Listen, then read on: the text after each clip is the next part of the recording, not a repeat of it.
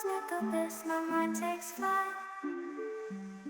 Dark echoes pulsating, setting the stage for the night. What is up, you guys? Good morning. I wanted to kind of challenge myself to come on here and create a little bit of content for the entire week. So today I'm gonna talk to you guys really quick about my leasing job. I know I mentioned it briefly yesterday in my 6-month update move to Orlando from Dallas, Texas, but I didn't go super in depth. Now, I do have another video on my channel called Watch This before becoming a leasing agent, and that will go super in depth. But at this current position that I'm at right now, I just kind of wanted to walk through like what a day in the life looks like.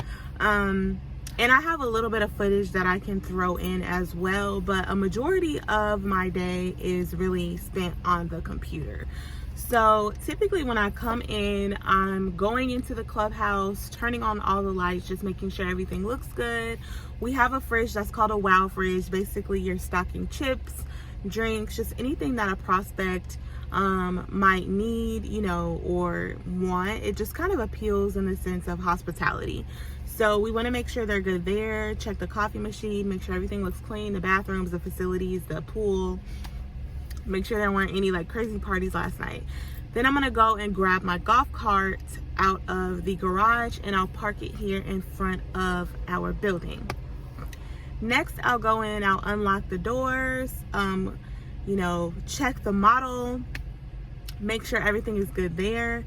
Next, I'm gonna start on my sparkle units. So a sparkle unit is basically any of the vacants that we have. We want to put eyes on them. We want to see what's going to make that unit sell. Is it the view? Is it the location? Is it, you know, the fact that it's on the 3rd floor and away from people? Is it good access to amenities? You know, you just want to make note of what's going to sell a particular unit, because a lot of units tend to stay on the market longer than needed when you don't know how to sell that unit. Next, I come back to the office. If I have any units that have prospects that are moving in, I want to make sure that their unit is also being made ready.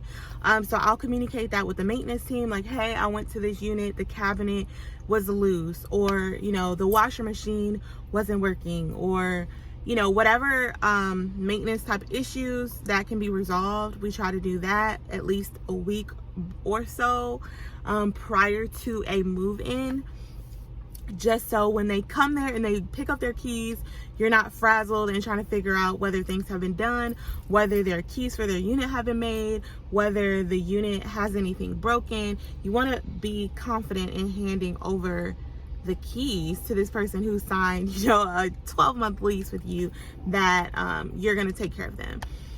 The next thing I do when I come back to the office is do my follow-ups. Follow-ups are super important because you create, you know, warm leads with people. When they come into the office, they see you and they speak to you, and you want to close the sale. So basically, you're going to give them a call every couple days, or if they came in the day prior, you know, you can give them a call the next day and be like, hey, thank you so much for coming in. Like, I really appreciate speaking with you.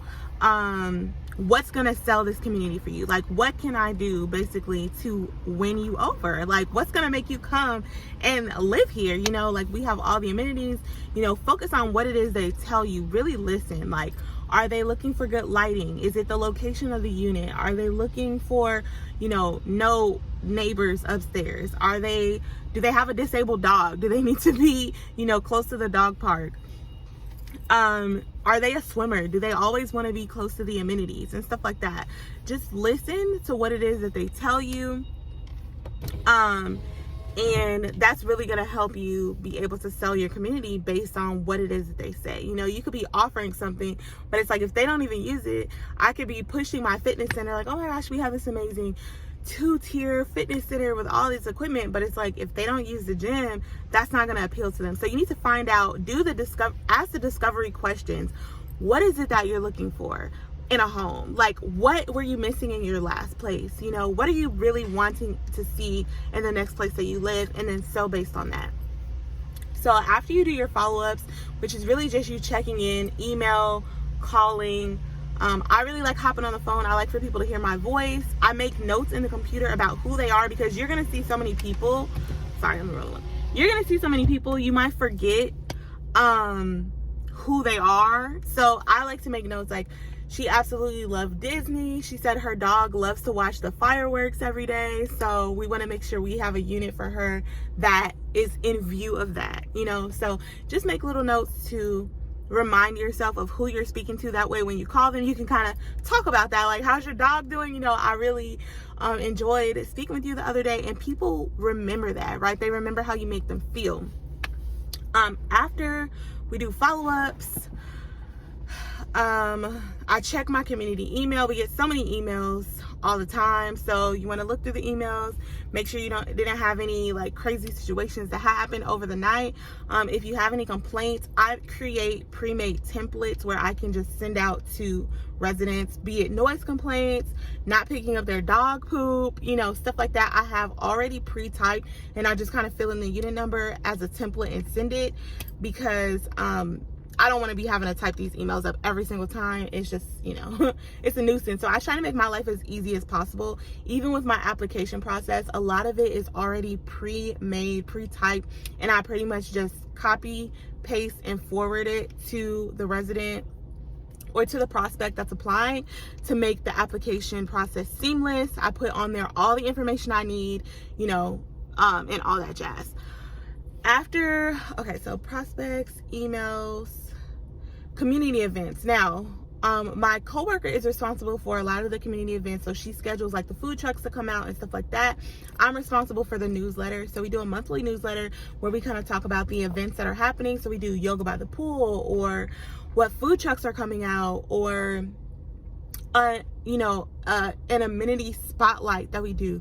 So this is just really to like promote the community and keep us in good standing with the residents, and just, you know, be proactive in advertising our community and letting people know like this is where it's at. Okay. Now after that, I like to process my application. So I have my schedule pre-made. I'll see if I can plug that in, but I'm typically only here from 9 to 1. So really my day consists of walking units, responding to emails, prospect follow-ups, processing applications, you know, any other like miscellaneous tasks, kind of like I said, you know, opening the model, and newsletters.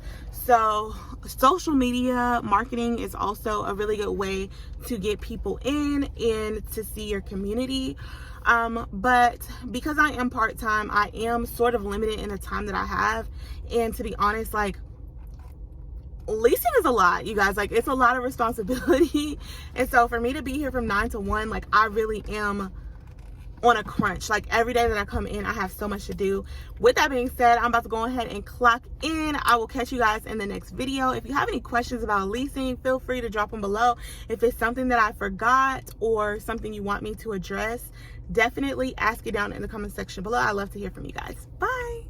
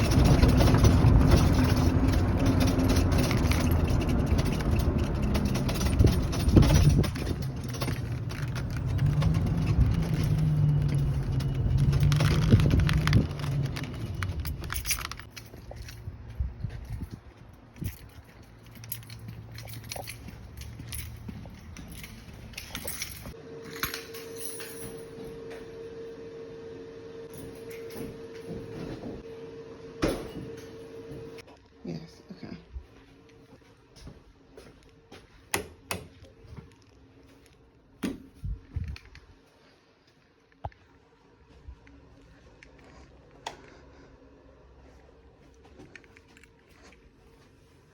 Check my windows with some natural lights.